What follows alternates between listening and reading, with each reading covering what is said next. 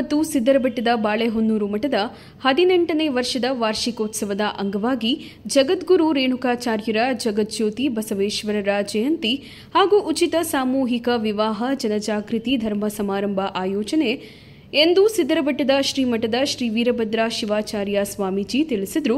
ಸುದ್ದಿಗೋಷ್ಠಿಯಲ್ಲಿ ದಿವ್ಯ ಸಾನ್ನಿಧ್ಯ ವಹಿಸಿ ಮಾತನಾಡಿದ ಅವರು, ಸಿದ್ದರಬೆಟ್ಟದ ಬಾಳೆಹೊನ್ನೂರು ಕಾಸಾ ಶಾಖಾ ಮಠಕ್ಕೆ 18ನೇ ವಾರ್ಷಿಕೋತ್ಸವದ ಸಂಭ್ರಮ ಮಠದ ಸದ್ಭಕ್ತರ ಸಹಕಾರದಿಂದ ಪ್ರಾರಂಭದ ದಿನಗಳಿಂದಲೂ ಧಾರ್ಮಿಕ ಮತ್ತು ಸಾಮಾಜಿಕ ಕಾರ್ಯಕ್ರಮಗಳನ್ನು ನಡೆಸಿಕೊಂಡು ಬರಲಾಗುತ್ತಿದೆ ಎಂದರು.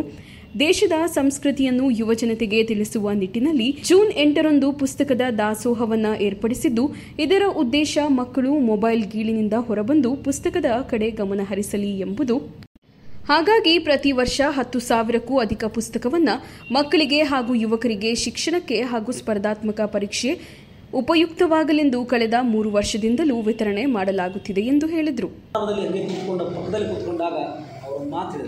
ಸ್ವಾಮೀಜಿ, ಇಂಥ ಸಾಮೂಹಿಕ ವಿವಾಹ ಮಹೋತ್ಸವಗಳು ನಡೆದರೆ ಬಡವರಿಗೆ ಭಾಳ ಅನುಕೂಲ ಆಗುತ್ತೆ. ನಿಮ್ಮ ಮಠದಲ್ಲಿ ನೀವು ಪ್ರಾರಂಭ ಮಾಡಿ, ನನ್ನ ಕೈಲಾದ ಮಟ್ಟಿಗೆ ನಾನಿರೋರಿಗೆ ಎಷ್ಟು ಸಾಧ್ಯ ಆಗುತ್ತೋ ಅಷ್ಟು ನಾನು ಸಹಾಯ ಮಾಡ್ತೀನಿ, ನೀವು ಅದನ್ನು ಬಡವರಿಗೆ ಅನುಕೂಲ ಆಗುತ್ತೆ ಮಾಡಿ ಅನ್ನುವಂಥ ಮಾತನ್ನು ಮೊದಲನೇದಾಗಿ ಆ ವಿಚಾರವನ್ನು ಪ್ರಸ್ತಾಪ ಮಾಡಿದರು.